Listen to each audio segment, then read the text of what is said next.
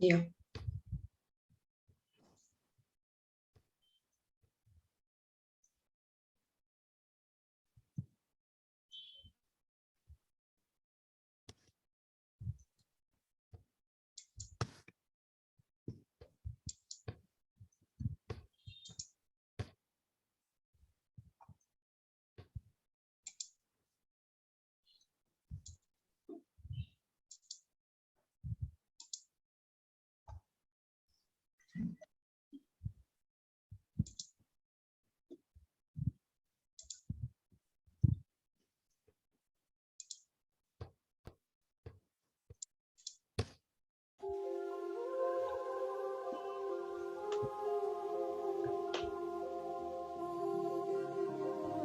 Welcome to the International Internship University, the world's first virtual university, which is concocted by the visionary Piyush Pandit.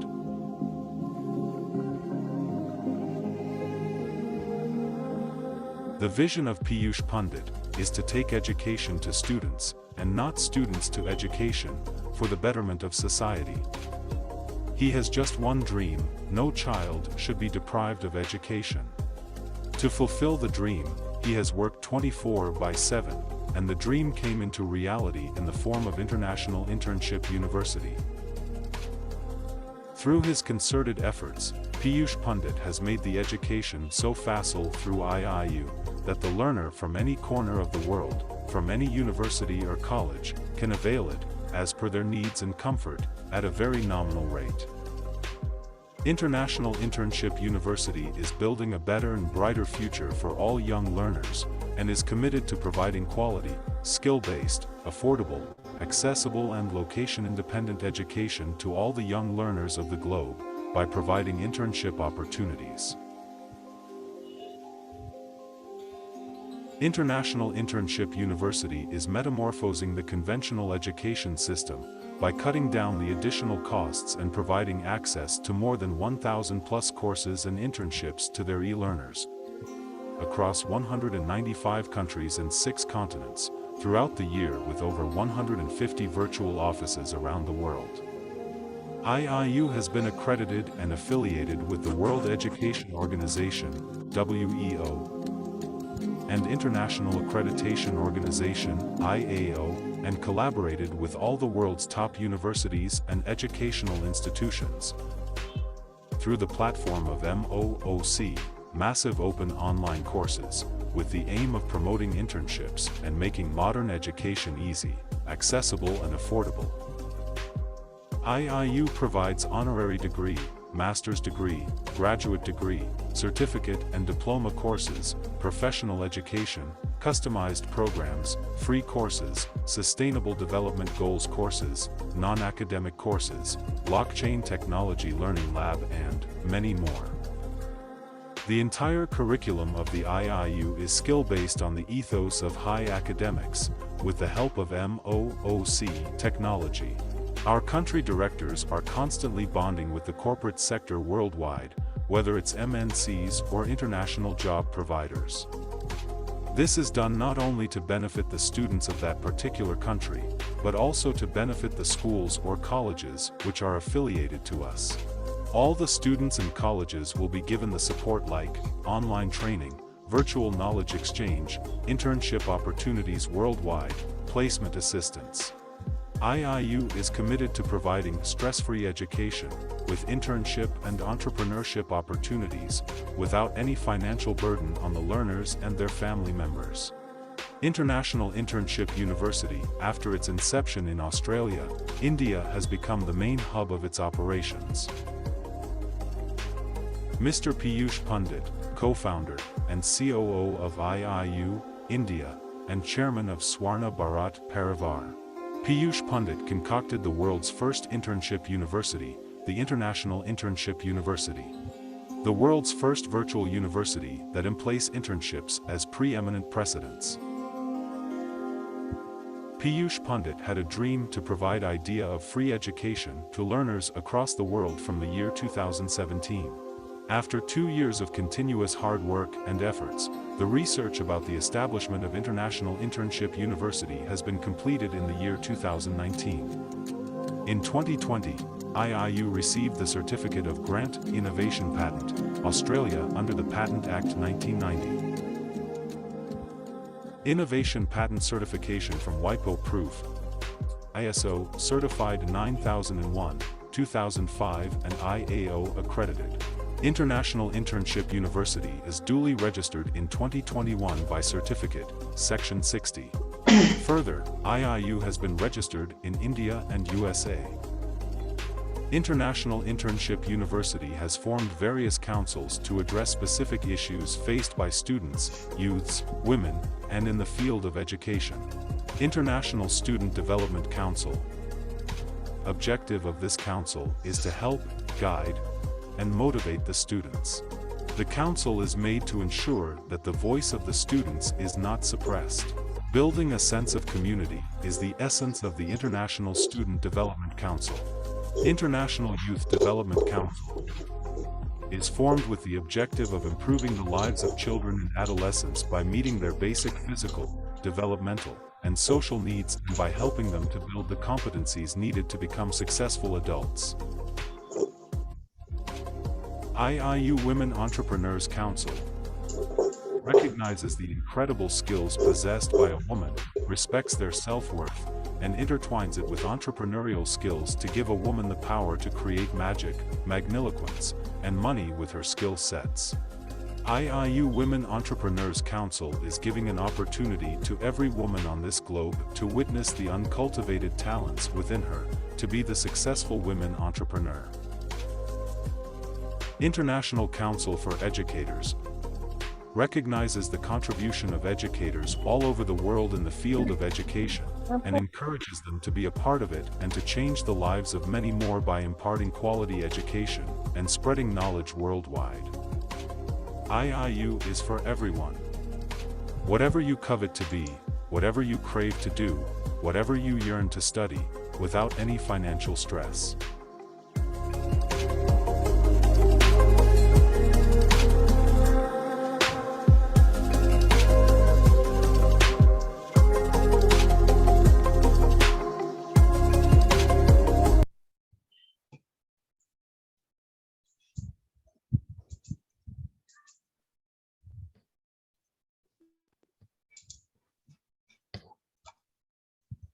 Namaste, Jai Shri Ram.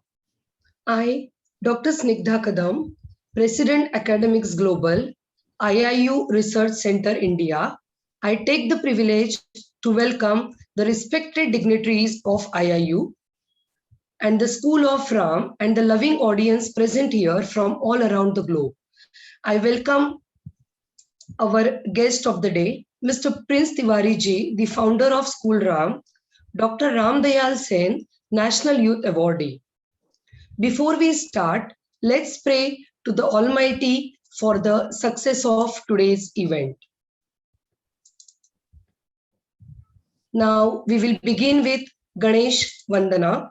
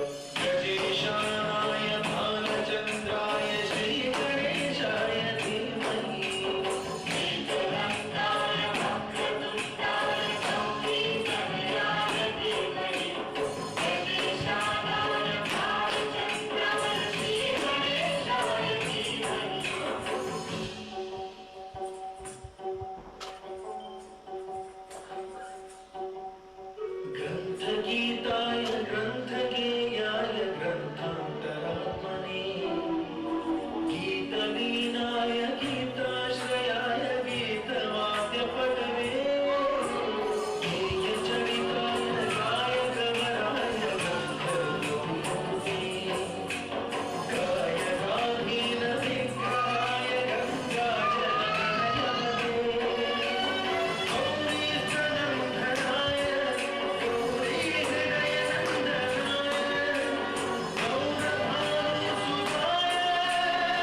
गौरीशनन्दनाय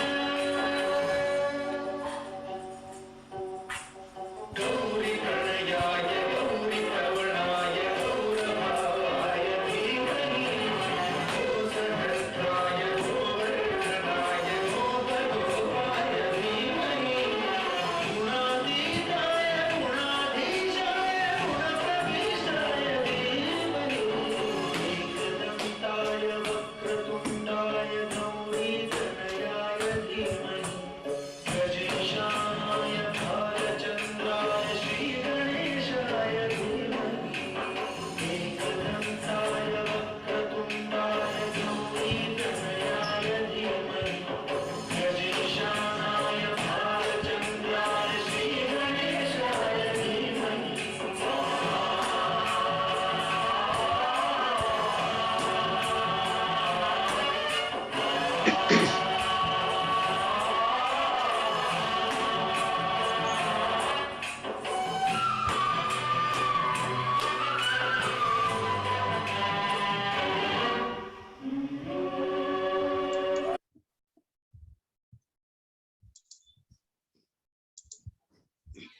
Wow, what a fabulous performance by the little girl.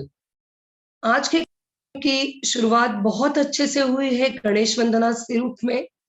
It's my honor to introduce the team IIU, the strong support of IIU, who all are working consistently to achieve the vision and mission of IIU by bringing the new era of education all over the globe.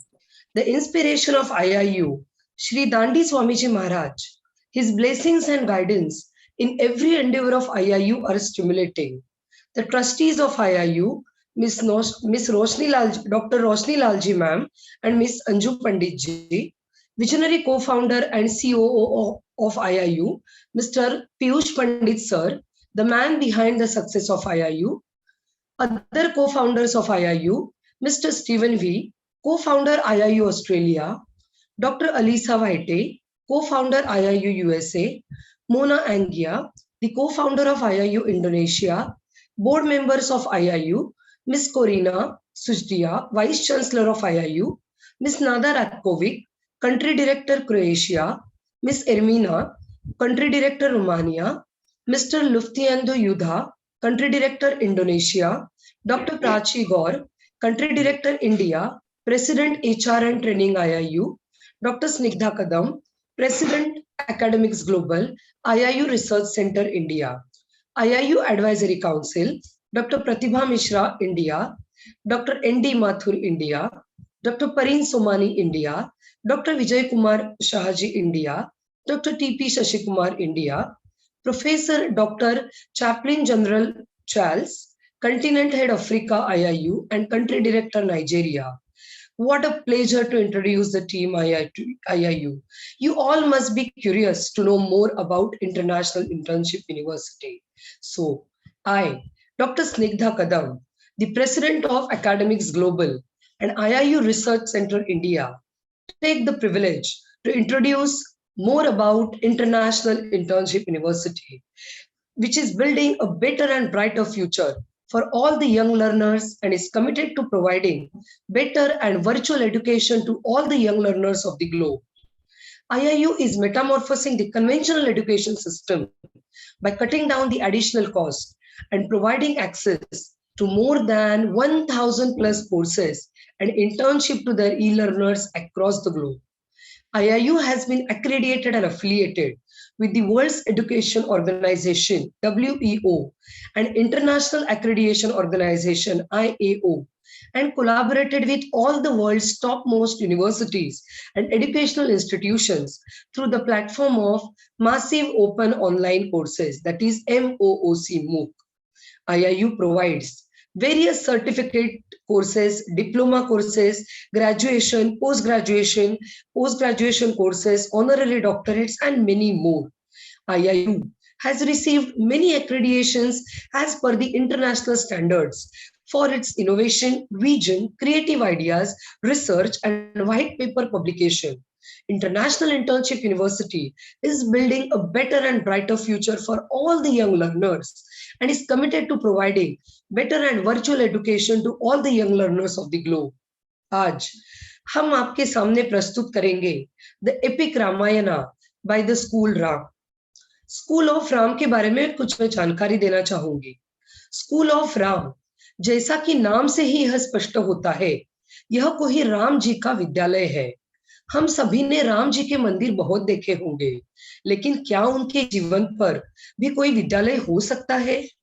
हम लोग यह तो जानते हैं कि भगवान श्री राम का चरित्र वास्तव में अनुकरणीय है।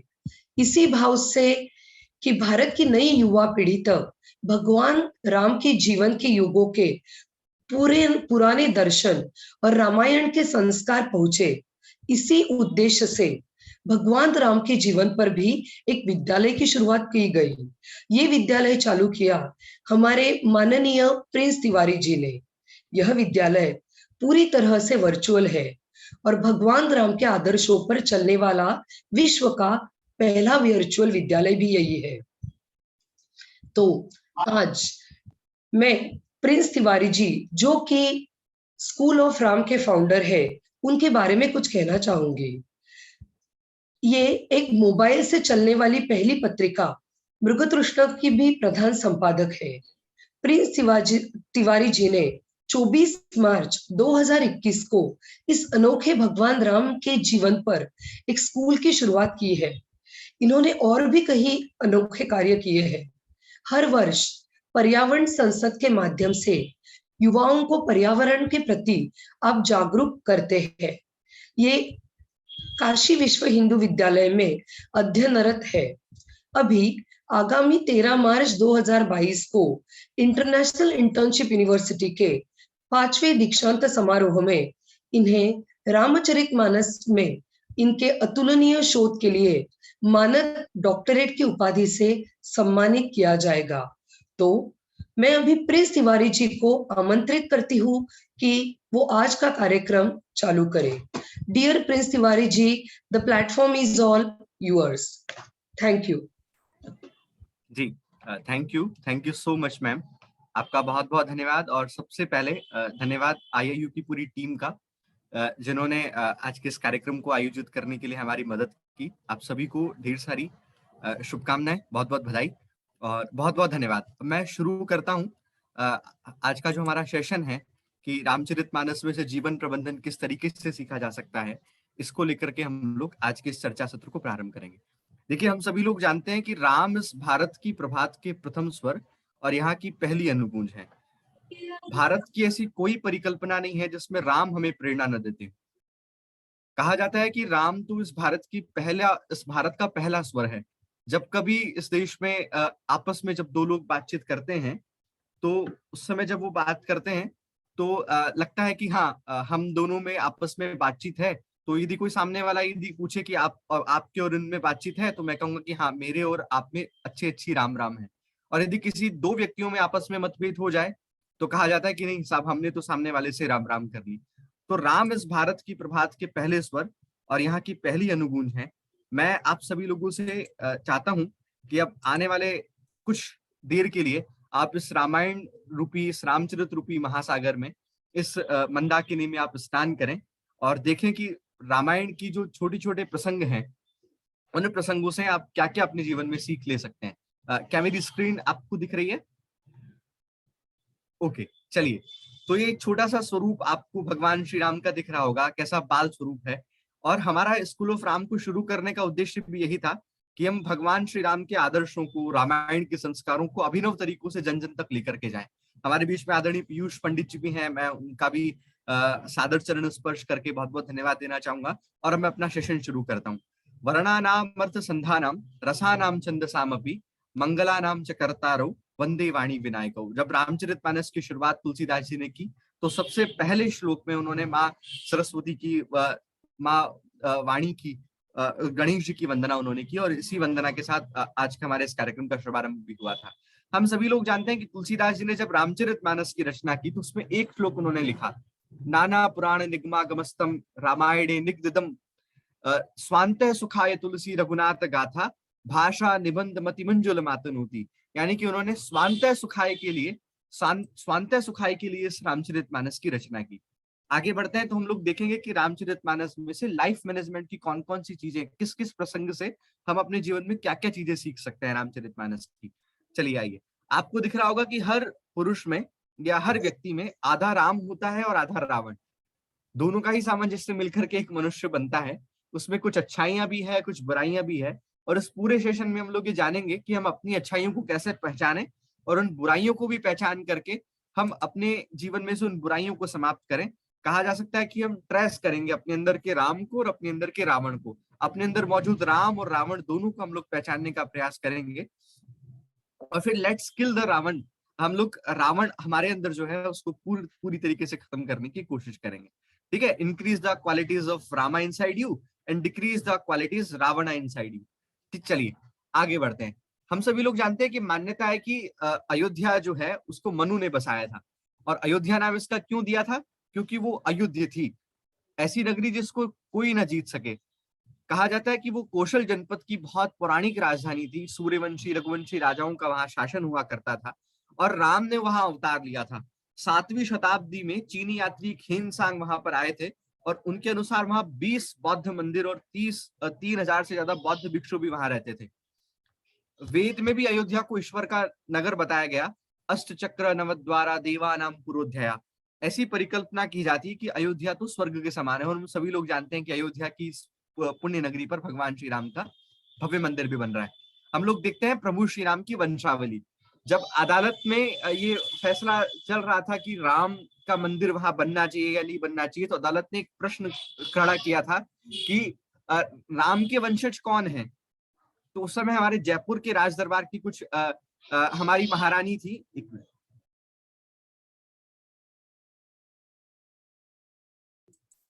तो वहां के राज दरबार ने एक प्रश्न उठाया था कि हाँ हम राम के वंशज है। तो मैं आप लोगों के सामने बताता हूँ, भगवान श्री राम की वंशावली आपके सामने है। सबसे पहले ब्रह्मा जी हुए, ब्रह्मा के पुत्र हुए मरीचि, मरीचि के पुत्र हुए कश्यप, कश्यप के पुत्र हुए विवस्वान, विवस्वान के पुत्र हुए मनु, फिर उनके पुत्र हुए इक्ष्वाकु, कुक्षी, विकुक्षी, फिर हुए उनके पुत्र बाण, फिर हुए अरण्य, फिर पृथु, त्रिशंकु, धुंधुमार, यौवनाक्ष, मानधाता, सुसंधि। इस तरीके से भगवान श्री राम की ये वंशावली चलती रही। उसमें भागीरथ जैसे बड़े बड़े राजा हुए, रघु जैसे राजा हुए, जिससे उस वंश का नाम रघुवंश पड़ा, नहीं तो उससे पहले उस वंश का नाम इक्ष्वाकु वंश था।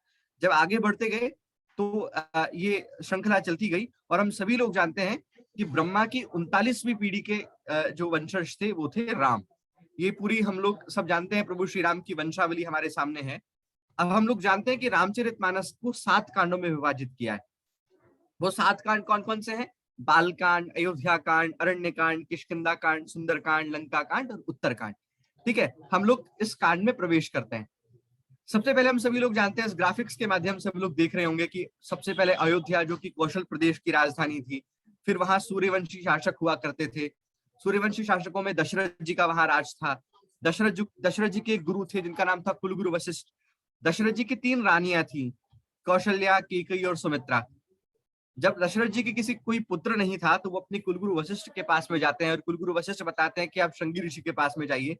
श्रृंगी ऋषि वहां आते हैं और पुत्र कामेष्टि यज्ञ होता है, और पुत्र कामेष्टि यज्ञ से राजा दशरथ को 4 पुत्रों की प्राप्ति होती है। ठीक है, 3 रानियां थी, कैकेयी, कौशल्या और सुमित्रा, और 4 पुत्र थे, राम, लक्ष्मण, भरत और शत्रुघ्न। ये छोटी छोटी चीजें हम सभी लोग जानते हैं, केवल भूमिका बनाने के लिए मैं ये सब बातें आपको मैंने बताई। हम सभी लोग जानते हैं कि श्रृंगी ऋषि वहां पर आए थे और उन्होंने वो यज्ञ किया था, लेकिन इस पूरे यज्ञ की घटना से भी हमको क्या सीखने को मिलता है? तो ये पूरी घटना हमको सिखाती है कि हमको सब में कुछ कुछ और कुछ कुछ में सब होना चाहिए। जीवन प्रबंधन का जीवन प्रबंधन का ये सूत्र हमको कहता है कि जिस तरीके से श्रृंगी ऋषि की केवल एक यज्ञ में, पुत्र कामेष्टि यज्ञ में जो प्रधानता थी या उनकी स्पेशलिटी थी, उसी तरीके से सब में कुछ कुछ और कुछ कुछ में सब हमको होना चाहिए। और हाँ, एक और चीज हमको इस पूरी घटना से सीखने को मिलती है कि हमें हर किसी पेशे और पेशेवर का सम्मान करना चाहिए। और सबसे बड़ी बात कि विनम्रता भी हमारे जीवन में आवश्यक है। दशरथ इतने बड़े राजा थे कि जब वो सहशरीर स्वर्ग जाया करते थे, और जब वो स्वर्ग में जाते थे तो इंद्र भी अपना सिंहासन छोड़ करके खड़े हो जाते थे। ऐसे राजा दशरथ, उनमें भी इतनी विनम्रता कि वो जब किसी साधु के पास में जा रहे हैं, श्रृंगी ऋषि के पास में जाते हैं, तो वो नंगे पैर वहां पर गए और उनसे प्रार्थना की कि मेरे कोई पुत्र नहीं है, आप आइए और पुत्र कामेष्टि यज्ञ को पूर्ण कीजिए। तो ऐसी विनम्रता भी हमको अपने जीवन में रखनी चाहिए। और सबसे बड़ी बात, ये मैं हमेशा अपने से मिलने जुलने वाले लोगों से कहता हूँ कि रामायण की पूरी घटना हमको सिखाती है कि किसी अच्छे सदगुरु ने कहा था कि जब उलझने घेर ले तो न घबराइए, हिम्मतों से हर एक काम सुलझाइए, और फिर भी गम दूर हो ना अगर आपके, तो आप किसी सदगुरु की शरण जाइए। और वही काम दशरथ जी ने भी किया। उनके दरबार में बहुत सारे राजा थे, बहुत सारे ज्ञानी जन भी थे, बहुत सारे गुणी जन भी थे, बहुत सारे अर्थशास्त्र, राजनीति शास्त्र, नीति शास्त्र, दर्शन शास्त्र के ज्ञाता भी वहां पर उनके दरबार में बैठे करते थे। लेकिन उस समय जब उनको ये समस्या आई कि उनके कोई पुत्र नहीं है, तो वो किसी राज दरबारी के पास में नहीं गए, वो गए अपने गुरु के पास में। और हमें भी अपने जीवन में ये सीखना चाहिए कि जब कभी हमारे जीवन में ये मुश्किलें आए, तो हमें सबसे पहले अपने गुरु की शरण लेनी चाहिए। कहा जाता है कि मुश्किलें घेर ले तो न घबराइए, हिम्मतों से हर एक काम सुलझाइए, फिर भी गम दूर हो ना अगर आपके, तो आप किसी सदगुरु की शरण जाइए। फिर उसके बाद में चारों भाइयों में प्रेम बढ़ता गया, चारों भाइयों का जन्म हुआ, और वो जो उनका अक्षुण्य प्रेम था, जो कभी शून्य ना हो, वो भी हमको जीवन में एक शिक्षा जरूर देता है कि हमें अपनों के बीच में सबसे पहली बात प्रसन्नता को प्राथमिकता देनी चाहिए। रामायण के अधिकतर पात्र जो हैं, वो हमको प्रसन्नता को प्राथमिकता न देकर के अपनों की प्रसन्नता को प्राथमिकता देते हुए नजर आते हैं। जिस तरीके से भरत जी को ही ले लीजिए, आजकल का युग ऐसा है कि भाई भाई में प्रेम नहीं है, दो परिवारों में आपस में प्रेम नहीं है, एकल परिवार हो गए। जहां कभी भारतवर्ष में संयुक्त परिवार हुआ करते थे, अब एकल परिवार हो गए। जबकि रामायण की ये जो पूरा प्रसंग है, वो हमें सिखाता है कि हमें अपनी प्रसन्नता से ज्यादा अपनों की प्रसन्नता को बहुत प्राथमिकता देनी चाहिए। यदि हम अपने जीवन में अपनों की खुशी को महत्व देंगे, तो शायद निश्चित रूप से हम अपने जीवन में सफल हो पाएंगे। अगली स्लाइड की ओर बढ़ते हैं तो हम लोग देख रहे हैं कि किस तरीके से राजा दशरथ जी के गोद में चारों पुत्र हैं। और एक और चौपाई आती, गुरु गृह पठन गए रघुराई, अल्पकाल विद्या सभाई। चारों राजकुमार गुरु जी के पास शिक्षा लेने के लिए जाते हैं। विश्वामित्र जी उस समय फिर राजा के दरबार में आते हैं। जब वो चारों भाई जब शिक्षा ग्रहण करके वापस जब आते हैं, तो उस समय फिर विश्वामित्र जी उनके दरबार में जाते हैं। और कहा जाता है कि वशिष्ठ ऋषि और कौशिक के बीच में बहुत भयंकर युद्ध हुआ था। वो भी हमको कुछ सिखाता है। वो सिखाता है कि हमें अपने जीवन में सौम्य और संयमित व्यवहार रखना चाहिए। व्यक्ति को सभी से सौम्य और संयमित व्यवहार करना चाहिए। जिस प्रकार से सौम्य व्यवहार वशिष्ठ ऋषि ने राजा कौशिक की उदंडता को देखते हुए भी उनको माफ कर दिया था, उसी प्रकार से हमें भी अपने जीवन में अपने व्यवहार को बहुत सरल और सौम्य रखना चाहिए। आगे बढ़ते हैं तो हमें सिखाता है कि वशिष्ठ ऋषि और राजा दशरथ जी के बीच में जो संवाद होता है। अच्छा, राजा दशरथ जी मना करते हैं कि नहीं, मैं अपने पुत्र को नहीं भेजूंगा, लेकिन वशिष्ठ ऋषि उनको समझाते हैं कि नहीं, आपको अपने पुत्रों को भेजना चाहिए। क्यों? क्योंकि वशिष्ठ ऋषि की जो दृष्टि थी वो दूरदर्शी थी। हमें भी अपने जीवन में दूरदर्शिता रखना बहुत जरूरी है। हम अपने जीवन में शॉर्ट टर्म गोल्स में इतने स्टक हो जाते हैं कि हम लॉन्ग टर्म की बात ही नहीं कर पाते हैं। हमें अपने जीवन में लॉन्ग टर्म गोल्स रखने चाहिए, और वही चीज हमको ये वाला प्रसंग सिखाता है। आगे बढ़ते हैं। आगे जब विश्वामित्र जी उनको लेकर के जाते हैं, राम और लक्ष्मण को, तो उस समय ताड़का उनके ऊपर हमला करती है। ताड़का एक बहुत बड़ी राक्षसी थी। आपको शरीर देख करके ही पता लग रहा होगा कि उसका शरीर कितना भारी था, कितनी विशालकाय वो राक्षसी थी।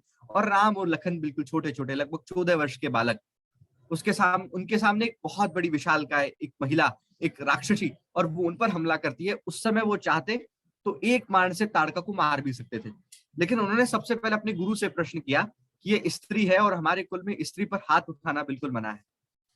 तो ये हमको, ये जो पूरी घटना है, हमको ये सिखाती है कि संकट के समय अपने उच्च मूल्यों से कभी समझौता नहीं करना चाहिए। हम लोग अक्सर अपने जीवन में जब कभी समस्याएं आती है ना, तो हम सोचते हैं कि छोटे छोटे रास्ते से हम लोग उस समस्या से पार निकल जाएं, और हम अपनी नैतिकता से भी जो है कॉम्प्रोमाइज करना चाहते हैं। जबकि हमको ऐसा नहीं करना चाहिए। जीवन में मॉरलिटी हमको नहीं छोड़नी चाहिए, मूल्यों से कभी समझौता नहीं करना चाहिए। राम चाहते तो दाड़का को मार भी सकते थे, लेकिन उन्होंने विश्वामित्र जी से आज्ञा ली कि ये स्त्री है और स्त्री पर अस्त्र शस्त्र उठाना मना है, तो हमको इन सबसे बचना चाहिए। ठीक है, इसके बाद में हम फिर आगे बढ़ते हैं। तो मारीच और सुबाहु के बारे में हमको ध्यान में पड़ता है। मारीच और सुबाहु के बारे में हमको ध्यान में पड़ता है। तो मारीच और सुबाहु का जो युद्ध होता है भगवान राम के और मारीच सुबाहु के बीच में, उससे भी हमको बहुत कुछ सीखने को मिलता है। आगे बढ़ते हैं तो ये कहानी भी हमको बहुत कुछ शिक्षा देती है कि आज का काम कल पर नहीं छोड़ना चाहिए। हम लोग जानते हैं कि मारीच और सुबाहु दोनों विश्वामित्र जी के हवन पर, यज्ञ पर जो है आक्रमण करने के लिए वहां पर आते हैं, लेकिन फिर भी भगवान सुबाहु को मार करके मारीच को छोड़ देते हैं। हम लोग भी अक्सर क्या करते हैं, जब कभी हमारे जीवन में बहुत सारे टास्क आते हैं ना, तो हम कुछ टास्क पूरे करके कुछ कुछ अधूरा छोड़ देते हैं। हमें अपने जीवन में ये शिक्षा इस पूरी घटना से ये लेनी चाहिए कि हमें आज का काम कल पर नहीं छोड़ना है। विश्वामित्र जी की यज्ञ की रक्षा करते समय जब मारीच और सुबाहु दोनों ने आक्रमण किया, भगवान यदि उस समय ही मारीच को मार देते तो वो सीता हरण का कारण नहीं बनता, वही फिर बाद में स्वर्ण मृग बन करके आया ना। तो ये कहानी हमको ये शिक्षा देती है कि हमें आज का काम कल पर नहीं छोड़ना चाहिए। आगे बढ़ते हैं। अच्छा, एक और चीज हमको ये सीखने को मिलती है कि जिस काम की यदि शुरुआत की जाए तो वो काम हमको पूरा भी करना चाहिए, उसको अधूरा नहीं छोड़ना चाहिए। ये हमारे इस रामायण के पूरे प्रसंग से 7वां जीवन प्रबंधन का सूत्र है। फिर आगे बढ़ते हैं। अहिल्या उद्धार का समय आता है। भगवान उस पाषाणवत शिला को अपने स्पर्श से उसको पुनः जीवित करते हैं, उसमें पुनः प्राणों का संचार होता है। हम सभी लोग इस घटना को जानते हैं। ठीक है, एक नाटक भी आता है, सुन लो स्वर पाषाण शिला के। ठीक है, तो ये पूरी घटना भी हमको ये सिखाती है कि हमें अपने से जो वंचित हैं, अपने से जो छोटे हैं, उनको साथ लेकर चलना चाहिए। एक गीत हमारे यहाँ स्कूल में गाया जाता था कि पथ का अंतिम लक्ष्य नहीं है सिंहासन चढ़ते जाना, सब समाज को लिए साथ में आगे है बढ़ते जाना। इतना आगे जिसका कोई छोर नहीं, जहां पूर्णता मर्यादा हो सीमाओं की ओर नहीं। तो ये घटना हमको ये सिखाती है। आगे बढ़ते हैं।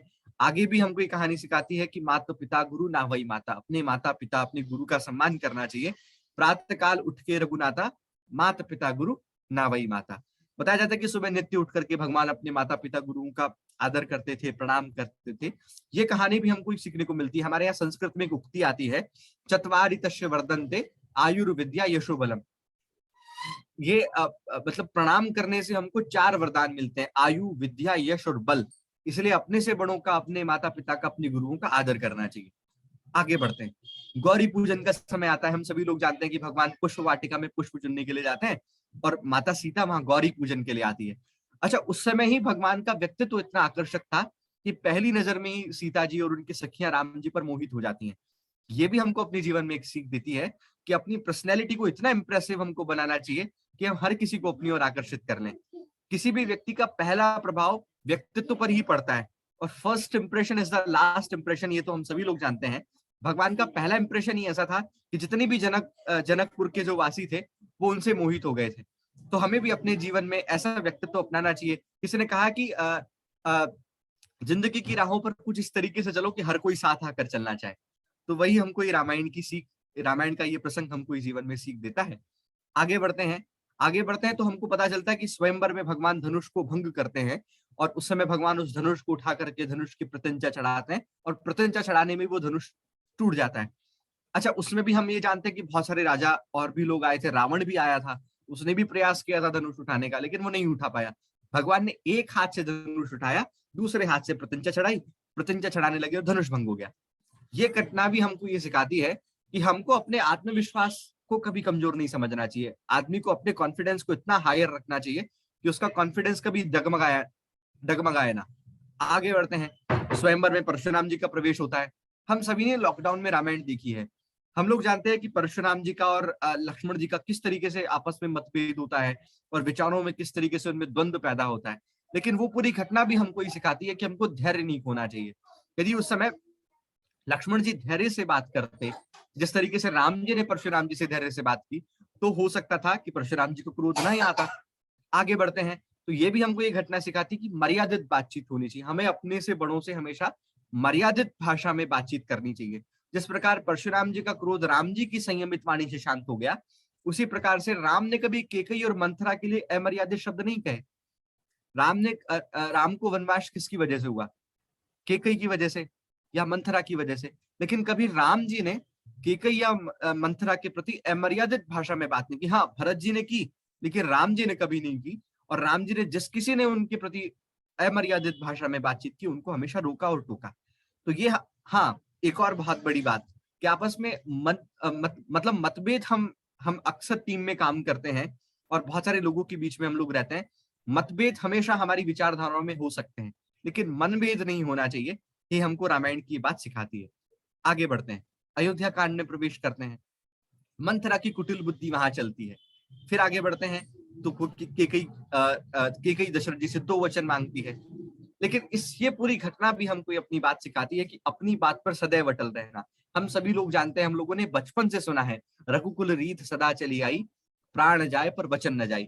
जो लोग लॉ से इस पूरे सेशन में जुड़े होंगे या जो लोग जानते हैं, मैं आप लोगों को चौंकाने वाला एक आंकड़ा बताता हूँ। एक सुप्रीम कोर्ट के एक वकील थे, एडवोकेट थे, वो मेरे बहुत अच्छे जानकार हैं।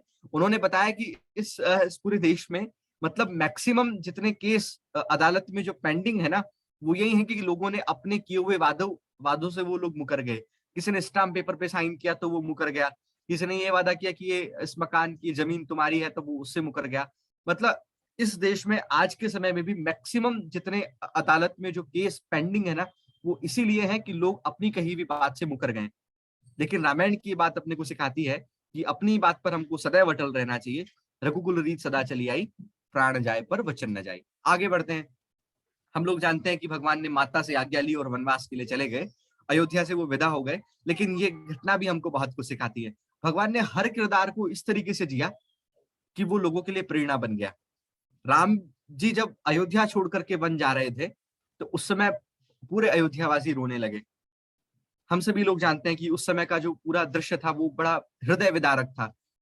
तो लेकिन ये घटना भी हमको ये सिखाती है कि जीवन में हर किरदार को कुछ इस तरीके से निभाना चाहिए कि पर्दा गिरने के बाद भी तालियां बजती रहे। कि सच्चे शायर ने कहा था कि जिंदगी के हर किरदार को कुछ इस तरीके से निभाओ कि पर्दा गिरने के बाद भी तालियां बजती रहे। तो ये घटना हमको ये सिखाती है। फिर आगे बढ़ते हैं। भगवान की निषाद रात से भेंट होती है और ये घटना भी हमको ये सिखाती है कि सभी से एक समान व्यवहार रखना चाहिए। हम सभी लोग पता है क्या करते हैं कि हमारे पास में यदि 5 दोस्त है तो जिस दोस्त के पास ज्यादा पैसा है, जिस दोस्त के पास में अच्छा पावर है, हम उसी से अपनी बातचीत रखते हैं। जो बेचारा कमजोर है, जो बेचारा कुछ नहीं कर पा रहा है, थोड़ा सा भोला है, हम उससे अपना व्यवहार नहीं रखते हैं। अच्छा, जिसका रुतबा है, हम लोग उससे संपर्क ज्यादा रखना चाहते हैं। भगवान राम सबको समान व्यवहार रखते थे। उनके लिए विभीषण भी उतना ही महत्वकारी था, सुग्रीव भी उतना ही महत्वकारी था, इतना ही महत्वकारी को निषाद राज भी था। मतलब भगवान ने कभी रुतबा देख करके, उम्र देख करके, लिंग देख करके कभी किसी पे अंतर नहीं किया। उन्होंने पशुओं को भी उतना ही प्यार दिया जितना वो इंसानों से प्यार करते थे। वो कहते थे कि भरत भाई कपि से उऋण हम नाई। एक बहुत अच्छा मैथिली में एक बहुत अच्छा गीत है, पंडित जसराज जी गाया करते थे। अभी वो हमारे बीच में नहीं है, इसी वर्ष कोविड में वो शांत हो गए। वो गाया करते थे कि भरत भाई कपि से उऋण हम नाई। वो अपने भाई से कहते थे कि मैं इस कपि से कभी ऋण नहीं हो सकता, इन्होंने मेरे लिए कितना कुछ किया है। आगे बढ़ते हैं। केवट से भेंट करते हैं भगवान। केवट से भेंट करते हैं, फिर उसमें अच्छा ये वाले भी एक अनूप जलोटा जी का भजन है, कभी कभी भगवान को भी भक्तों से काम पड़े, जाना था गंगा पार प्रभु केवट की नाव चढ़े। ये हम सभी लोग जानते हैं। ये घटना भी हमको सिखाती है कि कोई व्यक्ति छोटा या बड़ा नहीं होता। कोई भी काम, उस काम को करने वाला या कोई भी काम या उस काम को कोई करने वाला कोई छोटा या बड़ा नहीं होता। कभी कभी भगवान को भी भक्तों से काम पड़ता है। जिस तरीके से भगवान को जब गंगा पार जाना था तो वो केवट की नाव चढ़े थे। अच्छा सोचिए, भगवान श्री राम जो लोगों को भव सागर से पार ले जाते हैं, उनको भी जब कभी गंगा पार जाना था तो उन्होंने केवट की नाव का सहारा लिया। तो ये बात हमको ये सिखाती है कि हमको कभी जीवन में छोटा या बड़ा किसी को नहीं समझना चाहिए। अच्छा, फिर भगवान वनवास में जब गए तो वनवास के दौरान उन्होंने कई संत महात्माओं से भेंट की, कई संतों से वो मिले। ये बात भी हमको सिखाती है। अच्छा, वहां भरत भी मिले। ये पूरी घटना हमको सिखाती है कि हम लोग भी लॉकडाउन में थे, हम अभी भी कोविड का टाइम पीरियड चल रहा है, लेकिन उन्होंने उस समय भी बहुत उनको जब वनवास हो ही गया था, राजमहल में रहने वाले राजकुमार वनवास में चले गए थे। वो चाहते थे वो उदास भी रह सकते थे, वो एक कोने में बैठे भी रह सकते थे, वो कुटिया बना करके बस वहां बैठते, खाते पीते, सोते, आराम करते। लेकिन नहीं, उन्होंने वहां कई संत महात्माओं से भेंट की और उनसे बहुत सारे अस्त्र शस्त्र, नीति विज्ञान, राजनीतिक विज्ञान, अर्थशास्त्र की बहुत सारी शिक्षाएं उन्होंने वहां से उन संत महात्माओं से ली। और इसीलिए आज के युग में राम राज्य को श्रेष्ठ माना जाता है। वो राम राज्य ऐसे ही श्रेष्ठ नहीं हुआ। किसी अच्छे कवि ने कहा था कि राम बन गए तभी राम बन गए। ये पूरी घटना हमको ये सिखाती है। हम आगे बढ़ते हैं तो आगे फिर ये कहानी हमको सिखाती है। अच्छा, एक छोटा सा प्रसंग है भरत जी का राम जी से मिलने का, और ये पूरी घटना हमको ये सिखाती है, मतलब प्रसंग छोटा सा है, एक प्रसंग है, लेकिन घटनाएं हमको बहुत कुछ मतलब जीवन प्रबंधन के सूत्र हमको बहुत कुछ सिखाती है। सबसे पहला कि कुसंगति व्यक्ति के व्यक्तित्व पर बहुत प्रभाव डालती है।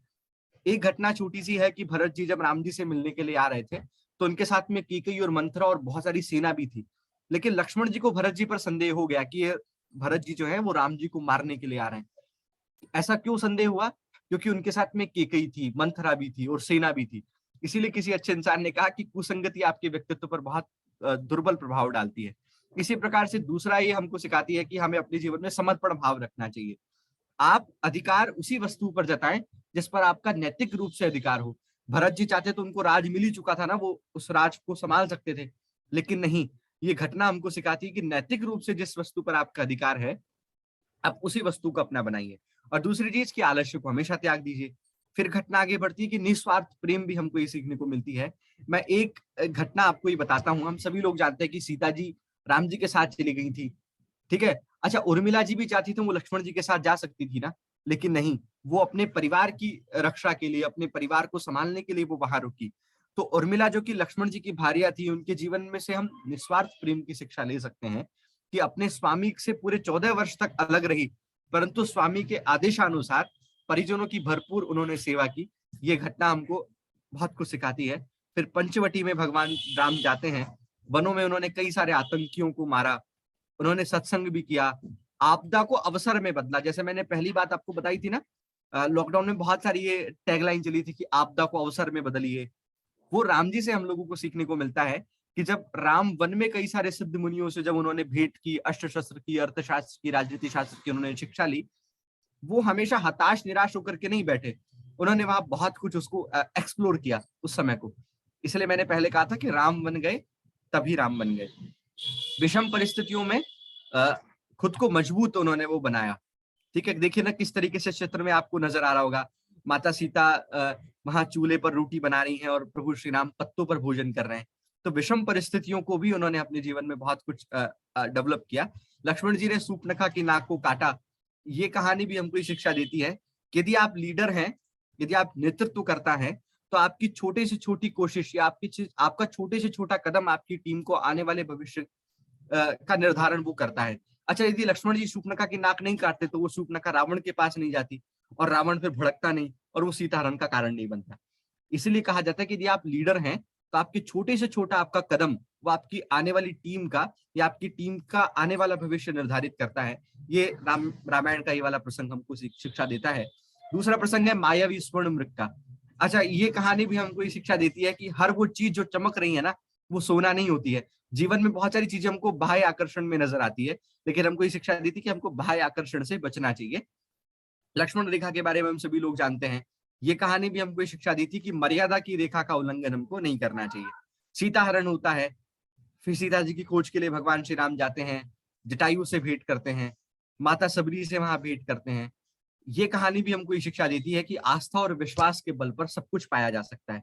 एक भिलनी जो कि वनों में रहती थी, वो प्रभु का इंतजार करती थी, कितने सदियों से उन्होंने प्रभु का इंतजार नहीं किया, लेकिन अंततः राम जरूर आएंगे। रामा रामा रटते रटते बीती रे उमरिया, रघुकुल नंदन कब आओगे, भिलनी की झोपड़िया, ऐसा एक गीत भी आता है। तो ये कहानी हमको शिक्षा देती है कि यदि हमें अपने ऊपर दृढ़ विश्वास है, आत्मविश्वास है, तो एक ना एक दिन हमको सफलता जरूर मिलेगी। ये कहानी हमको शिक्षा देती है। हनुमान जी से भेंट होती है, सुग्रीव से भेंट होती है, फिर बाली और सुग्रीव का युद्ध भी होता है। ये कहानी भी हमको ये शिक्षा देती है कि जीवन में गलत फहमियां नहीं रखनी चाहिए। बाली ने अपने भाई के प्रति जो गलत फहमी रखी या गलत धारणाएं अपने मन में उन्होंने पाली की, सुग्रीव मेरे राज्य को हड़पना चाहता है, तो हमें अपने जीवन में गलत फहमियां नहीं रखनी चाहिए। अच्छा, फिर बाली का वध भी होता है। बाली और राम जी का जो संवाद होता है, ये भी हमको बहुत कुछ शिक्षा देता है।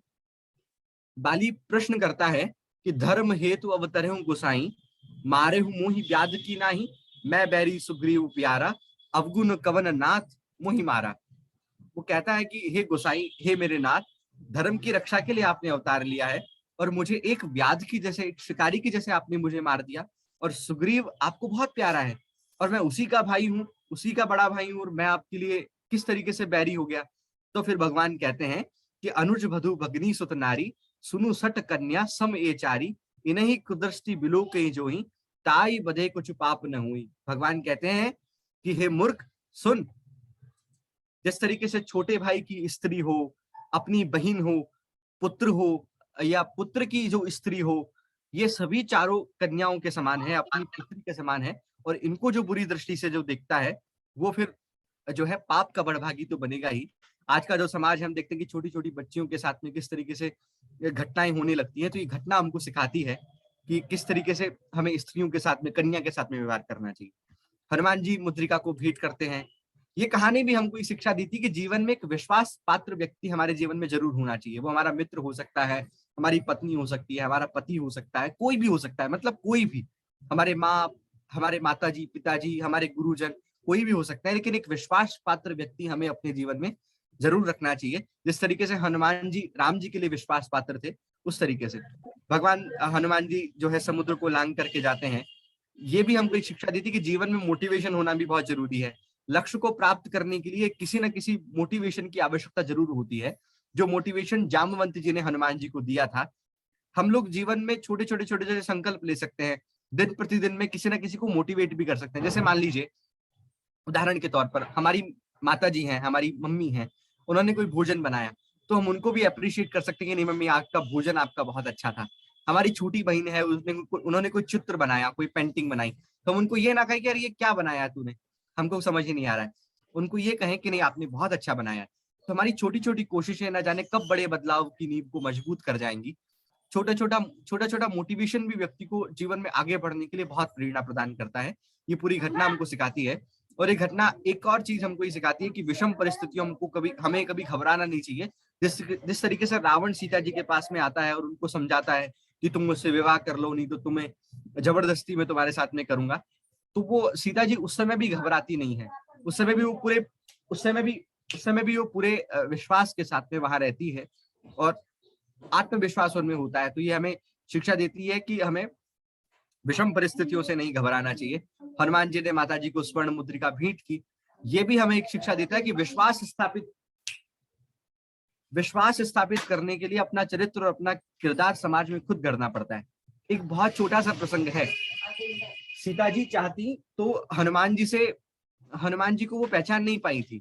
हनुमान जी ने बताया कि देखो मैं राम का दास हूँ, उन्होंने वो मुद्रिका दिखाई, मतलब अपना किरदार खुद गढ़ना पड़ा ना सीता जी के पास में। तो ये हमें शिक्षा देती है कि विश्वास स्थापित करने के लिए आपको अपना चरित्र समाज में खुद गढ़ना पड़ता है। आगे बढ़ते हैं, लंका दहन होता है। फिर उसके बाद में सबसे बड़ी चीज कि अपना जो विपक्षी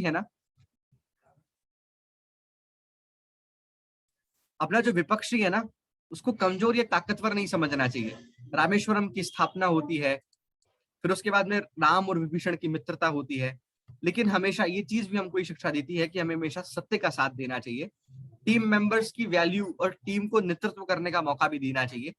ठीक है, लक्ष्मण जी उस समय मूर्छित होते हैं, हनुमान जी संजीवनी लेकर के आते हैं। और ये कहानी भी हमको ये शिक्षा देती है कि योग्यता को समझने की क्षमता भी हर व्यक्ति में होनी चाहिए।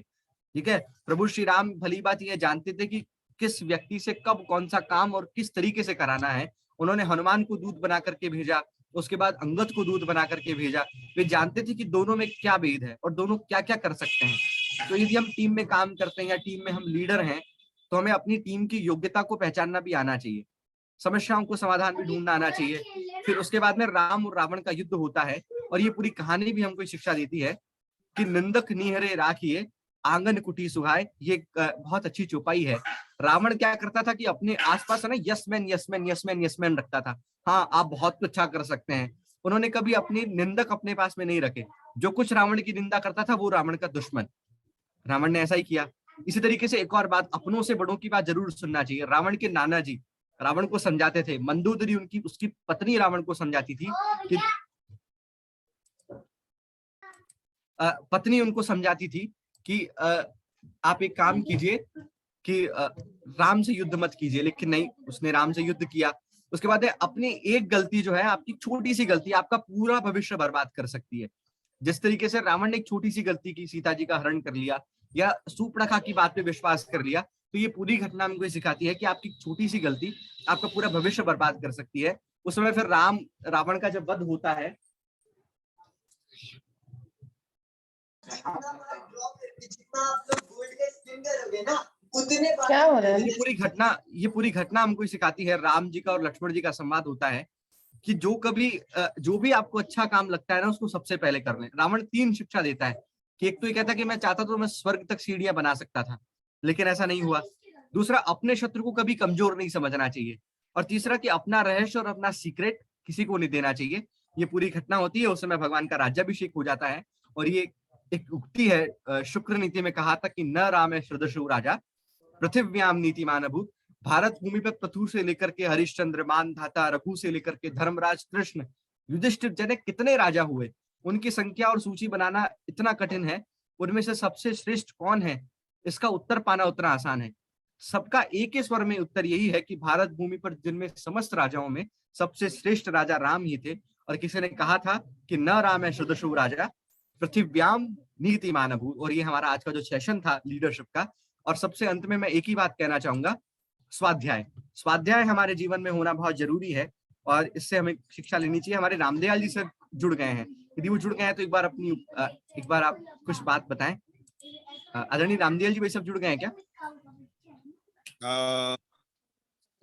जी प्रिंस जी, और मैं जुड़ गया हूँ ठीक, बस आप 2 मिनट में और, हाँ मैं 2 मिनट और देना चाहूंगा। अब यहाँ जितने भी दर्शक, हाँ हमारे जितने भी दर्शक जुड़े हुए हैं, मैंने उनको पूरे रामायण के बारे में, जीवन प्रबंधन के बारे में शिक्षा दी और सब कुछ बताया। अब एक अयोध्या का एक छोटा सा वर्चुअल टूर भी आपको कराना चाहूंगा। आप में से कुछ लोग अयोध्या गए होंगे, कुछ लोग नहीं गए होंगे। एक अयोध्या का एक छोटा सा वर्चुअल टूर मैंने तैयार किया है, बस 2 मिनट में आप अयोध्या का अच्छा से दर्शन कर लेंगे। ये देखिए किस तरीके से अयोध्या है, ये हमारे सामने अयोध्या है। अयोध्या के बारे में जानकारी है कि अयोध्या जो है मानव सभ्यता की सबसे पुरानी नगरी है। कनक भवन है, हनुमानगढ़ी है, दशरथ महल है, लक्ष्मण किला है, काली राम का मंदिर है, मणि पर्वत है, ये सब कुछ वहां पर है। आगे बढ़ते हैं तो अयोध्या नगरी का ये प्रवेश द्वार है। सबसे अच्छा और अद्भुत मंदिर है कनक भवन। उसके बाद आगे बढ़ते हैं तो ये है मुख्य द्वार कनक भवन का, किस तरीके से देखिए, और आगंतुक दर्शनार्थी वहां पर आ रहे हैं। ये उस मंदिर का मुख्य गर्भगृह है और कहा जाता है कि ये पूरे विश्व का सबसे सुंदर भगवान श्री राम का विग्रह है। फिर आगे बढ़ते हैं तो उस परिसर में एक हनुमानगढ़ी का मंदिर है। ये हम लोग देख रहे हैं हनुमानगढ़ी का मंदिर। हनुमानगढ़ी के मंदिर पर एक छत है और वहां से देखने पर पूरा जो दृश्य है अयोध्या का वो हमको बहुत स्पष्ट दिखाई देता है। इसको भी हम लोग कभी देखना ना भूलें। कारसेवकपुरम एक जगह है, वहां पर राम जन्मभूमि का गर्भगृह हम लोगों ने देखा। यहाँ पर रामलीला विराजमान है। ये मंदिर का एक छोटा सा मॉडल है। अयोध्या के घाट आपको नजर आ रहे होंगे। ये सरयू के किनारे गुप्तार घाट है और कहा जाता है कि भगवान श्री राम यहीं पर उन्होंने जो है जल समाधि ली थी। एक झुनकी घाट वहां पर है, लक्ष्मण घाट वहां पर है, एक लक्ष्मण किला भी वहां पर है। अयोध्या की दीपावली हम सभी लोग जानते हैं कितनी फेमस है। अयोध्या की शाम को होने वाली सरयू की आरती। अयोध्या में जैन मंदिर बहुत सारे हैं। अयोध्या में नागेश्वर नाथ का मंदिर। वहां पर एक बहुत अद्भुत संग्रहालय बना हुआ है, अयोध्या अनुसंधान केंद्र। ये तुलसी स्मारक भवन वहां पर है और वहां पर एक आधुनिक चित्र भगवान श्री राम का बनाया हुआ है। कई सारे कलाकारों ने मिलकर के वो बनाया था। एक बहुत दुर्लभ नक्शा आप लोगों को मैं दिखा रहा हूँ। भगवान श्री राम का वन गमन स्थल, जह जह चरण पढ़ी रघुवर के, जह जह राम चरण चली जाही, तिनके हृदय बसई रघुराई, ऐसा कहा जाता है। और अयोध्या की दीवारों पर भगवान श्री राम रामायण का पूरा चित्र दर्शन है।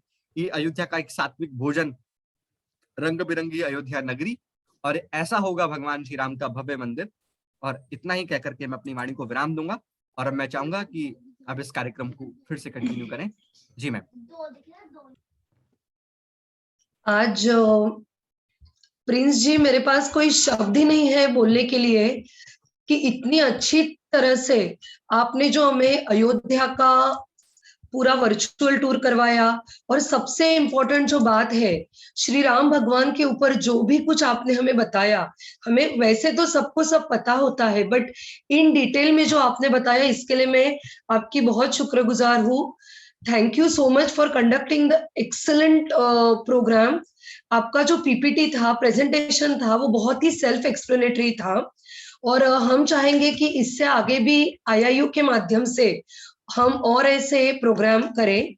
तो अभी मैं आमंत्रित करना चाहती हूँ श्री रामदयाल, डॉक्टर रामदयाल सेन सर को। सर के बारे में कुछ कहना चाहूंगी मैं। रामदयाल सेन जी जो है वो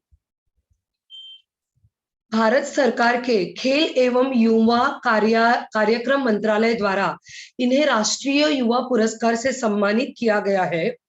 उन्हें राष्ट्रपति पुरस्कार भी प्राप्त है। सर एक प्रसिद्ध सामाजिक संस्था सामाजिक युवा संगठन संस्थान के सचिव है। विद्या भारती से भी ये लंबे समय से जुड़े हैं। युवाओं को जीवन कौशल में प्रशिक्षण के लिए वो विदेश देश में सेमिनार लेते हैं। अभी हाल ही में अपने एक अनोखी मुहिम शुरू की है, यूथ कांटेक्ट फॉर कम्युनिटी कल्याण। इसमें आप देश के विभिन्न हिस्सों से युवाओं को जोड़कर 1 घंटा देश को 1 घंटा देह को नामक संदेश फैला रहे हैं। आप स्कूल ऑफ राम के भी स्थापना के प्रमुख स्तंभ है। आपका आज इस कार्यक्रम में आईआईयू और स्कूल ऑफ राम की तरफ से हार्दिक स्वागत अभी और अभिनंदन है। सर मैं आपसे विनती करूंगी कि आप 2 शब्द कहें।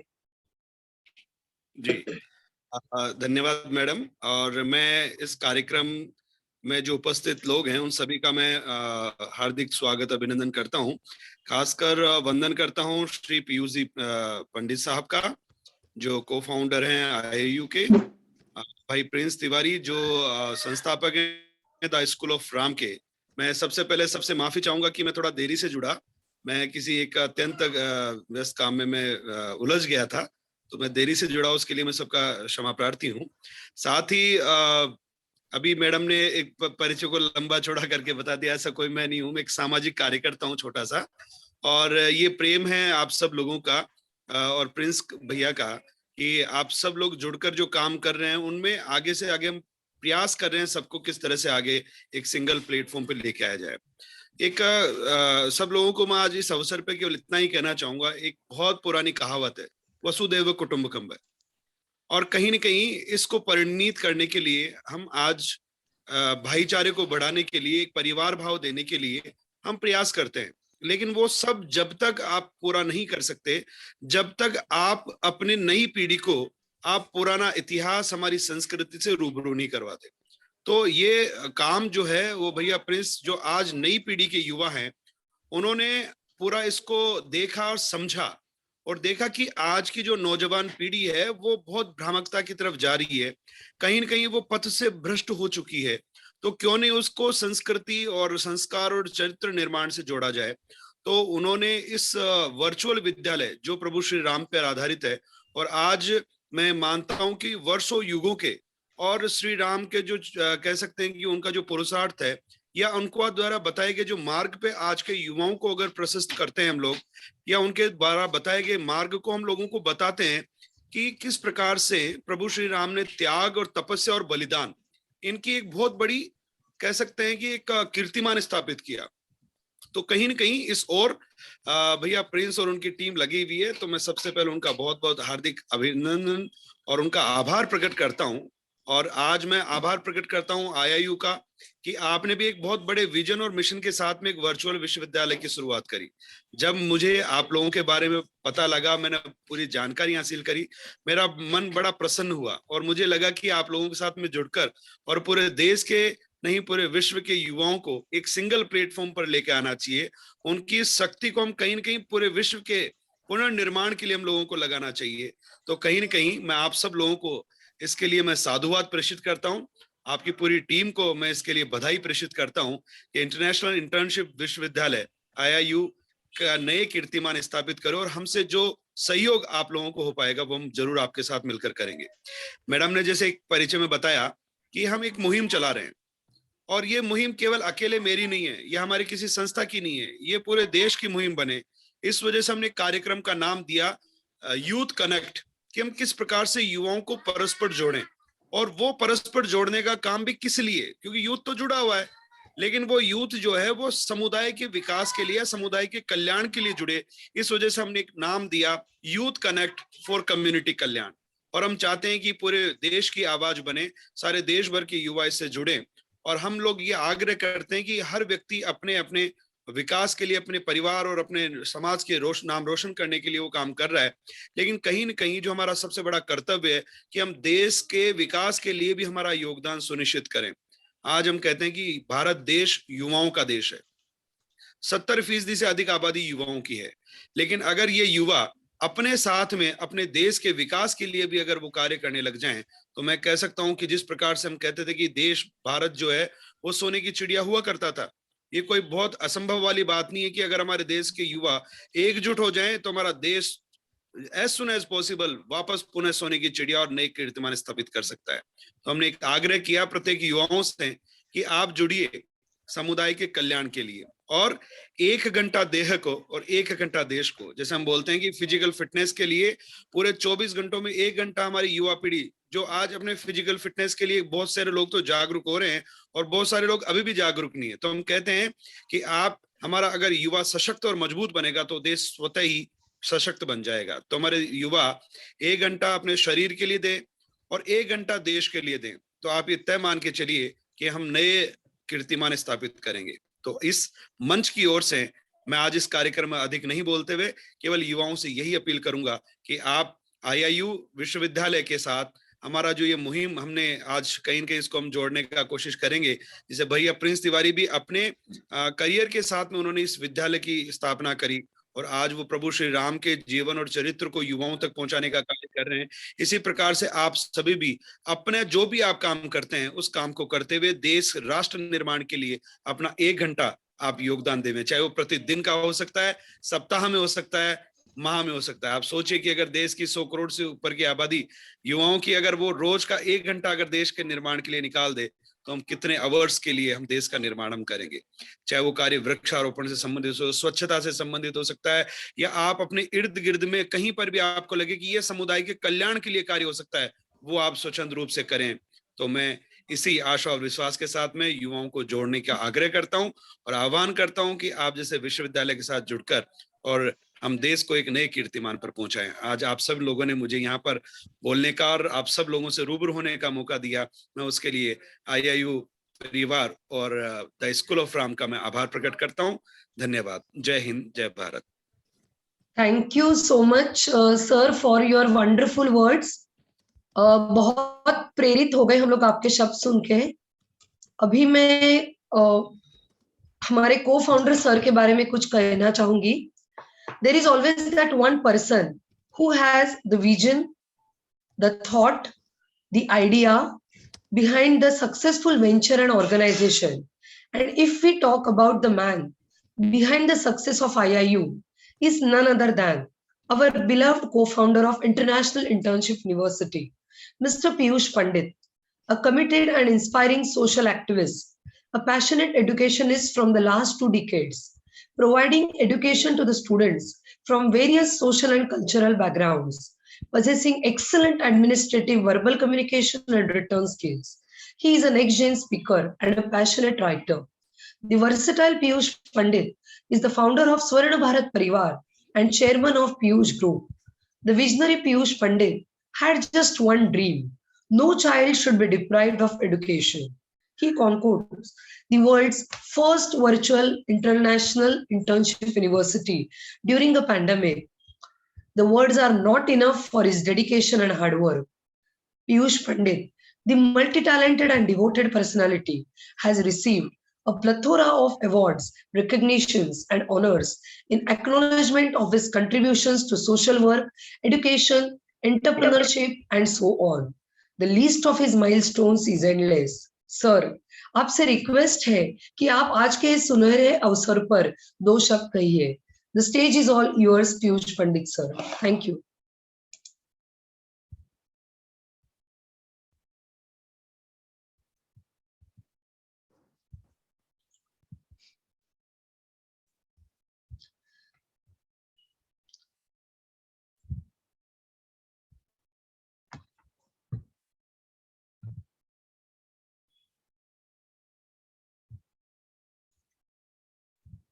सर आने तक मैं कुछ कहना चाहूंगी। पीयूष सर, बस मुझे 5 मिनट का टाइम दीजिए प्लीज, है ना? बस मैं पहुंच रहा हूँ just. Okay sir, okay sir. तो थोड़ा हम लोग प्रोग्राम के फ्लो में चेंज करते हैं। मैं कुछ कहना चाहूंगी राम जी के बारे में।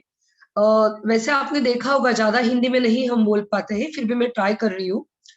राम को जीवन का परम सत्य मान, जीवन पथ पर आगे बढ़ते चलो, प्रभु राम रहेंगे सदा आपके साथ, भाग्य में सफलता का प्रभु देंगे यशमान। राम नाम जपता रहूं, कर्म करता रहूं, हे प्रभु तन से सेवा करूं, मन से संयम करूं, सदा ही तेरे चरणों में रहूं। जय श्री राम। सो प्रिंस तिवारी जी, मैं आपको आज के सर जुड़ने तक द स्कूल ऑफ राम के बारे में आप हमें और जानकारी दें हमारे दर्शकों को, ऐसे आपको मैं रिक्वेस्ट करती हूँ। नमस्कार जी। प्रिंस तिवारी जी। जी जी मैम, मैं बताता हूँ। लगभग 24 मार्च 2021 को हमने भगवान श्री राम के जीवन पर विश्व के पहले वर्चुअल विद्यालय की शुरुआत की। भगवान श्री राम, जैसा कि हम सभी लोग जानते हैं, मैंने बताया कि न राम सदृशो राजा पृथिव्याम नीतिमान अभूत्। मतलब भगवान श्री राम जैसा राजा ना तो आज तक कभी इस धरती पर हुए और ना अब कभी होंगे। राम वास्तव में एक ऐसे किरदार हैं। हम लोग देख रहे हैं कि अयोध्या में भगवान श्री राम का भव्य मंदिर बन रहा है, लेकिन अनेक संत सत्पुरुषों का संकल्प भी था कि अयोध्या में भगवान श्री राम का भव्य मंदिर बने। राम हमारी भारत की प्रभात के पहले स्वर भी हैं, पहली अनुगूंज भी हैं। जीवन की ऐसी कोई प्रेरणा या ऐसा कोई प्रसंग नहीं है जिसमें हमें राम प्रेरणा ना देते हों। हमें यदि अपने जीवन में कुछ अच्छा करना है तो भगवान श्री राम के जीवन से हम लोग अक्सर प्रेरणा लेते हैं। हमारे यहाँ कहा ही जाता है कि यदि किसी व्यक्ति ने कोई गलत काम कर दिया या अनैतिक कार्य कर दिया है तो हम अक्सर कहते हैं कि साहब सामने वाले का या उस व्यक्ति का तो अंदर का राम मर गया। तो राम हमारे यहाँ आत्म तत्व है और उसी राम के या उन्हीं राम के, भगवान श्री राम के आदर्शों को, रामायण के संस्कारों को अभिनव तरीकों से जन जन तक लेकर जाने के लिए हम लोगों ने इस स्कूल की शुरुआत की।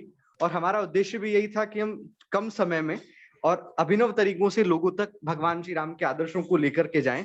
और इसी भावना के साथ हमने इस विद्यालय को शुरू किया। कई सारे कार्यक्रम हमने इस विद्यालय के आयोजित किए, जिसमें हम लोग रामायण पर प्रश्नोत्तरी का आयोजन करते हैं। रामायण पर कुछ हम बच्चों को अभिनय की शिक्षा भी देते हैं, जैसे रंगमंच। रंगमंच एक ऐसा माध्यम है जिसमें लोग उस किरदार को खुद जी करके अनुभव करते हैं। तो हमारा भी उद्देश्य यही था कि हम रंगमंच के माध्यम से, जिसको हमने नाम दिया राम कथा की रंगशाला, तो उस रंगशाला के माध्यम से लोग भगवान श्री राम के छोटे छोटे जीवन प्रसंगों को, आदर्शों को सीखें, समझें, जाने। और बस ये छोटी छोटी कोशिशें करते गए और इस स्कूल ऑफ राम आगे बढ़ता गया। अब मैं चाहता हूँ मैम कि पीयूष सर को आप बुलाएं और हम उनको सुनना चाहते हैं।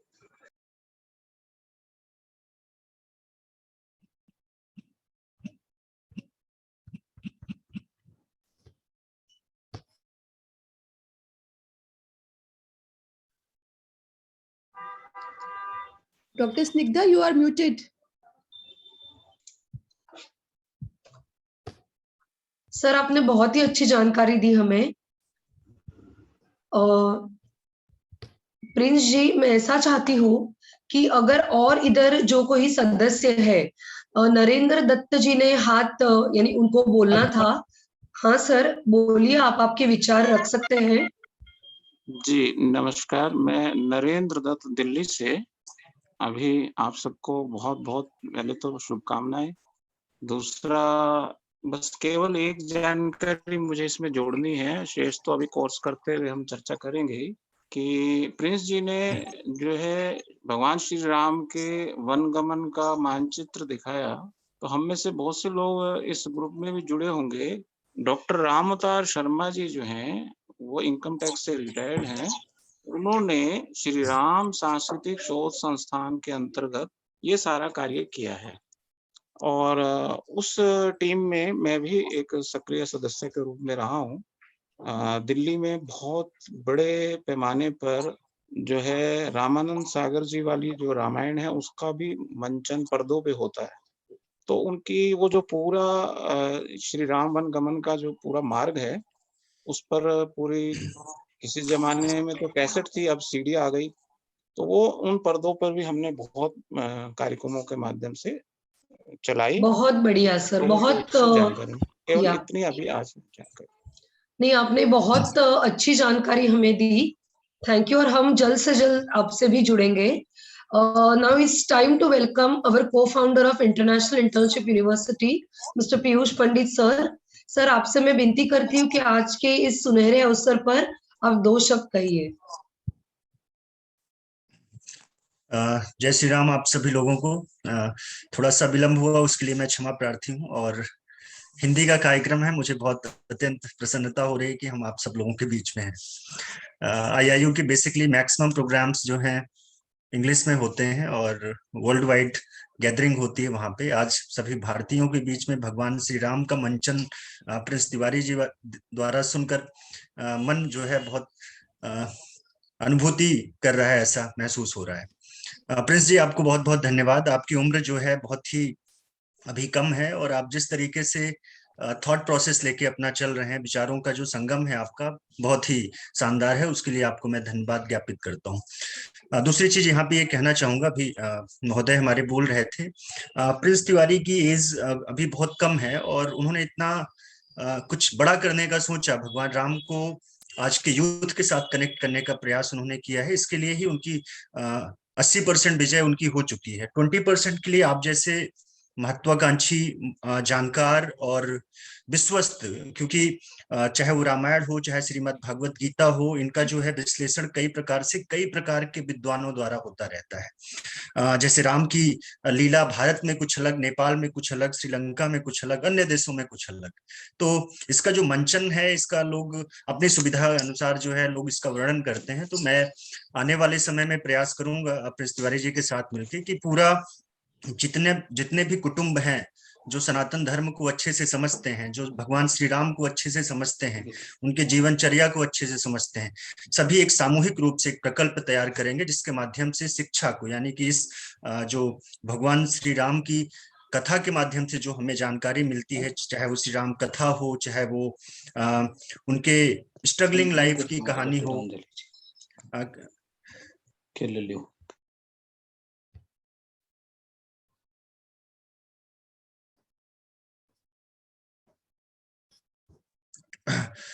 हमारी तरफ से ये पूरा प्रयास होगा कि हम जो भी जानकारी जिस रूप में भी दें, चाहे वो चौपाई के माध्यम से दें या किसी दोहे के माध्यम से दें, उसका जो विवरण होगा बिल्कुल ऑथेंटिक होगा। ऐसा मेरा आप सभी लोगों से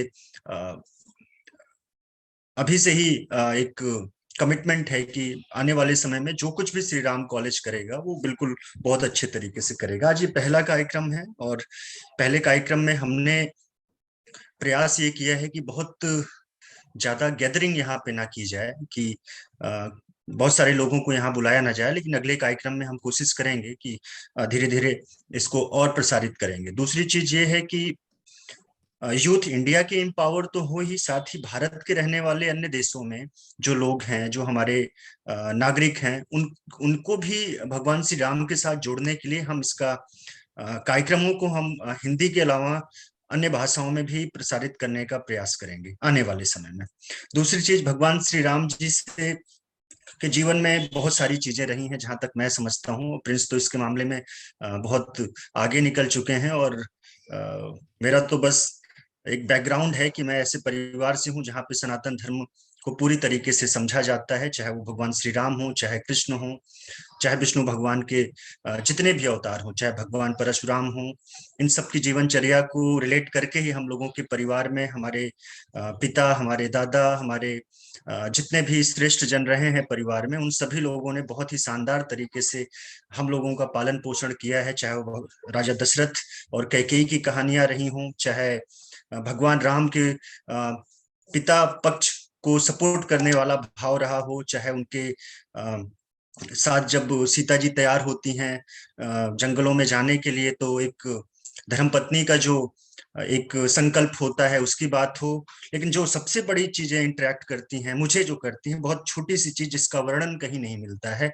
वो ये है कि भगवान श्री राम युद्ध में, अब आप युद्ध को आज के युवा ये समझ सकते हैं कि आज उनको करियर बनाना है, युद्ध में हमेशा एक बाण लेके नहीं चलते थे। भगवान श्री राम कहाँ पे क्या बोलना है, कहाँ पे किसको मारना है और किस चीज से मारना है, वो हमेशा अपने पीछे तर्कस रखते थे। आप लोगों ने ध्यान रखा होगा, और उसमें 4, 6, 10 बाण हमेशा रहा करते थे। बाण मतलब जो तीर होती थी, हुआ करता था। तो ऐसी सिचुएशन में आज के युवाओं को वहां से ये सीख मिलनी चाहिए कि हमारे पास स्किल्स जो होती हैं, जो करियर बनाने के लिए या फिर अपने आप को इस समाज में प्रोत्साहित करने के लिए, तो जिन चीजों की आवश्यकता होती है, जहां पे जिस चीज की आवश्यकता है, आप उन्हीं चीजों का उपयोग करके आगे बढ़ सकते हैं। और केवल एक बाण यानी कि एक स्किल लेके चलने की आवश्यकता नहीं है, बल्कि आपके तर्कस में बहुत सारी स्किल होनी चाहिए, बहुत सारी जानकारियां होनी चाहिए। आपको सिर्फ एक ही विषय की आप ज्ञाता बन सकते हैं। आप कोई भी चीज काम नहीं करता तो आपका ब्रह्मास्त्र काम कर सकता है, लेकिन कम से कम आपके पास चंद्रास्त्र होने चाहिए, ब्रह्मास्त्र होने चाहिए, यानी इंग्लिश भी होनी चाहिए, आपके पास मैथ भी होनी चाहिए, आपके पास साइंस भी होना चाहिए।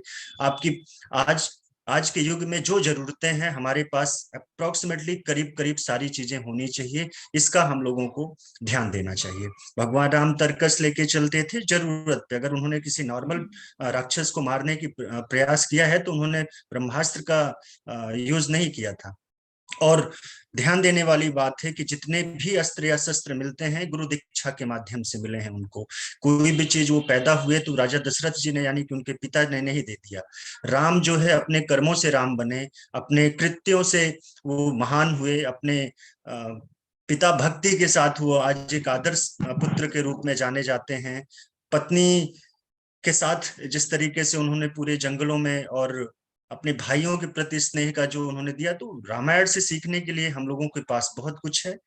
एक एक चीज जो है हम लोग इस पे प्रयास करेंगे कि प्रिंस जी के माध्यम से हम सभी लोगों के बीच भेजें, और कोशिश करेंगे कि बहुत सारे राम कथा कहने वाले, व्यक्तिगत तौर पे मेरी ही जानकारी में कम से कम 100 ऐसे महात्मा है जो बहुत अच्छे तरीके से ब्रीफ कर सकते हैं हम लोगों को। लेकिन जब बात आती है कि इसको एक मिशन के तरीके से चलना, ध्यान से एक चीज समझने वाली बात है। आज कथा जो होती है, चाहे राम कथा हो, चाहे वो भगवान कृष्ण की श्रीमद् भागवत कथा हो, इन सब चीजों का पूरी तरीके से व्यवसायीकरण हो चुका है देश में। मुझे एक भी कथावाचक ऐसा नहीं मिला आज तक के जीवन में, जबकि मैं बहुत अभी सिर्फ प्रयागराज से कुंभ में भी मैं कथा ही सुन के समझ लें कि मैं चला आ रहा हूँ। तो हर जगह पे जो सरस्वती माता का जो लक्ष्मी माता के प्रति आकर्षण होता जा रहा है, इन सब चीजों पे भी हम लोगों को सोचना होगा। पुराने जमाने में आप लोगों ने देखा होगा कि गुरुकुल हुआ करते थे जहां भगवान श्री राम पढ़ते थे, जिसके पक्षधर यहाँ पे जितने भी लोग होंगे करीब सभी लोग होंगे। लेकिन उसके बावजूद भी जब गुरुकुल की बातें होती हैं तो एक दीक्षा देने का जो प्रयास होता है वो हम लोग नहीं करते। आईआईयू का भी निर्माण बेसिकली इसीलिए हुआ है कि हम ऐसी शिक्षा, टॉप क्लास की शिक्षा वर्ल्ड वाइड देने की कोशिश करें, और बिल्कुल ना मात्र फीस लेकर, बहुत बहुत नॉमिनल चार्जेस लेके, या कुछ चीजें तो वैसी जो बिल्कुल फ्री हो उसको लेके चलने। लेकिन कम से कम गुरु दक्षिणा का अधिकार प्रिंस तिवारी जी के पास भी है कि अगर वो बार बार प्रयास कर रहे हैं तो वो प्रोत्साहन तभी हो सकता है कि एक 22 साल 25 साल का लड़का अगर श्री राम कॉलेज खोलने की बात कर रहा हो तो उसके प्रोत्साहन में हम सभी लोगों को सामने आना चाहिए। और जहां कमियां हों, आप ही लोग हैं, अगर आप स्लाइड्स देख रहे थे तो निश्चित तौर पे इसमें बहुत सारी चीजें आपको लगी होंगी कि इम्प्रूवमेंट की आवश्यकता है, इसमें और कुछ और ऐड किया जा सकता है। तो इसीलिए कॉलेज का निर्माण किया गया है, और आज इसीलिए हम आप एक दूसरे के समक्ष हैं कि हम बेहतर से बेहतर बनाने का प्रयास करेंगे। चाहे श्रीमद् भागवत कथा के ऊपर प्रोग्राम्स होंगे, चाहे श्री राम कथा। हमारे यहाँ टीपीएस जी जुड़े हुए हैं हमारे साथ में, वो काफी अच्छे जानकार हैं। श्रीमद् भागवत कथा से रिलेट करके वो दुनिया के, चाहे वो एमबीए का हो चाहे साइंस का हो, हर चीज वो रिलेट करके करते हैं। और रामायण को भी हम लोग साइंस के साथ में रिलेट करके लोगों को जानकारी देंगे। राम कथा के बारे में विशेषता सिर्फ ये कही जा सकती है कि आपके जीवन के सभी संबंधों का एक प्रामाणिक रूप से एक संगम आपको अपने घर पे ही मिलेगा। आप जब जन्म लेते हैं तो जन्म आप माँ और पिता के रूप में आप सबसे बड़े भगवान देखना शुरू करते हैं। उसके बाद फिर आप अपने बहनों को देखना शुरू करते हैं। उसके बाद आप अपने परिवार को बड़ा होते देखते हैं। आपके भाई आपके पट्टीदार बनते हैं, परसों आज के कलयुग में दुश्मन बन जाते हैं पट्टीदारी के बाद। जब बड़े होते हैं तो भाई भाई प्रॉपर्टी के लिए लड़ना शुरू करता है।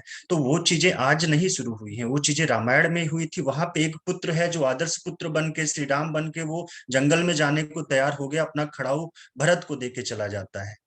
तो हमें संस्कार सीखना है तो सबसे अच्छी जगह वही है कि श्री राम जी की जीवन को हम लोग पढ़ें। कुछ चीजें हैं जो सही तरीके से ब्रीफ नहीं की गई हैं रामायण में, कि सीता जी के साथ उनके संबंध कैसे हो गए, लौकुश के साथ उनका कैसे संबंध रहा, लौकुश के साथ में कैसे रहा, धरती फटी और सीता जी जो है चली जाती हैं क्योंकि उनके चरित्र पर प्रश्न चिन्ह लग रहा था। तो ऐसे विषयों का सही तरीके से प्रामाणिक वर्जन भी हम चाहेंगे कि श्री राम कॉलेज के माध्यम से हम सभी लोगों के बीच में मिलेगा।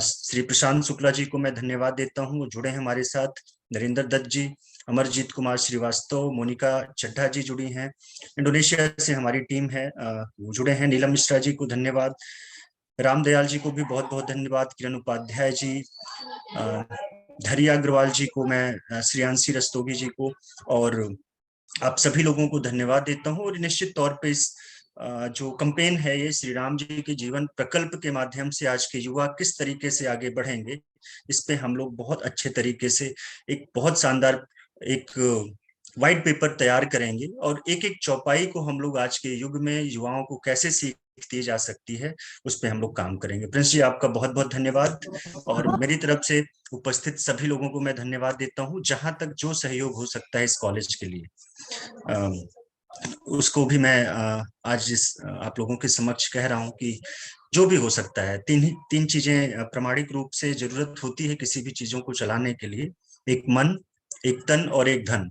तो तीनों चीजों पे श्री राम जी ने हम लोगों को सक्षम कर रखा है, और हम कोशिश करेंगे अगर उनके जीवनचर्या को हम प्रसारित करने में कुछ हमें धन भी खर्च करना पड़ता है तो हम लोग उससे पीछे नहीं रहेंगे। बहुत बहुत धन्यवाद आप सभी लोगों का।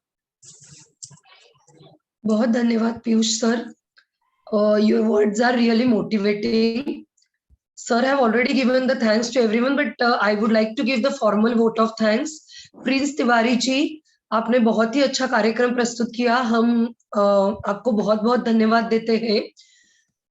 Ramdayal ji sir, thank you so much for your motivating words.